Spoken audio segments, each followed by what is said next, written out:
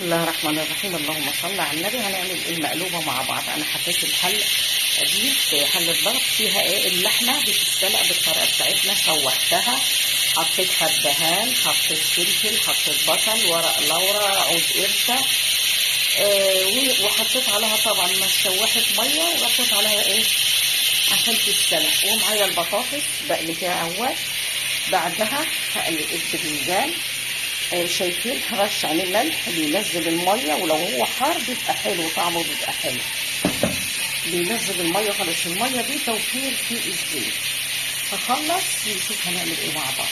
خلاص معايا اللحمه اتسلقت، كل المكونات معايا، والباذنجان والبطاطس، ومعايا الرز مغسول، ومعايا حلقات فلفل وطماطم، معايا ملح وليمون. ده ليمون مطحون هقلبه على الرز. طبعا احنا بنخلي بالنا لان الشوربه فيها ملح. انا دلوقتي بعمل ببطن الحله اللي معايا بالمنظر ده كده. هخلي وحدات البرنجان كده جنب بعضها. انا هبطن الحله كده.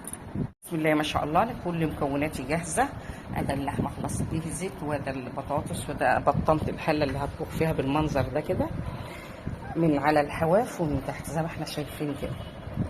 وعندي الرز مغسول وهحط عليه ملح وليمون مطحون، وعندي حلقات طماطم وفلفل رقيع. انا هعمل انا بطنت كده بالباذنجان. هاجي بقى احط اللحمه. اخلص موضوع اللحمه ده تحت بالمنظر ده، وبعدين هرص عليها او ممكن احط البطاطس الاول، يا اما اللحمه او البطاطس، هشوف هعملها بقى كده وارصها ونشوف مع بعض. انا خلاص حطيت اللحمه وبحط فوقها البطاطس. هرص البطاطس هكملها. انا بوريكم بس اهي. هكمل البطاطس واحط فوقها الطماطم والفلفل. رصيت البطاطس وفوقها الطماطم زي ما احنا شايفين، شرايح وفلفل على خفيف كده، شرايح رقيقه خالص. معايا بقى الوقت اللي هحطه الرز. انا معايا نص معلقه ليمون مطحون وملح. هقلبهم على الرز وهحطهم فوق الطماطم، وبعدين هنروح على البوتاجاز علشان نسقي الشوربه. انا حطيت الرز على وش الحله اهوت، وضغطت بايدي كده عشان ما يبقاش فيه فراغات. وبعدين معايا الشوربه صفيتها من الحبهان والبصل والحاجات دي. هسقي بقى لحد يا دوب يبقى مغطي، بس انا مانيش عايزاه يعني. لو احتاج انا ما بقلبوش اصلا، انا مقلبه الرز مع الملح وخلاص. انا هسقي كده بالمنظر ده كده كده.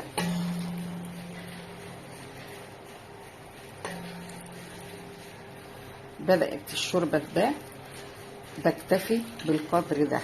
شايفين الشوربه باينه هي اهي، شايفينها بس كده.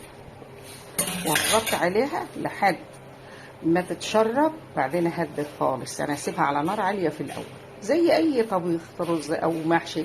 نار عاليه في الاول وبعدين هنهدي عليه. وطبعا هدوق الرزاي. اذا لقيتها محتاجه حاجه شوربه احط لها، بس بالراحه مش الوقت خالص. ما شاء الله. شايفين المقلوبه؟ الله. شايفين اللحمه جمال؟ شايفين الجمال؟ شايفين ما شاء الله؟ شايفين اللحمه؟ اوه مستويه وجميله وكل حاجه جميله. الله الله. شايفين؟ بألف هنا وشفا.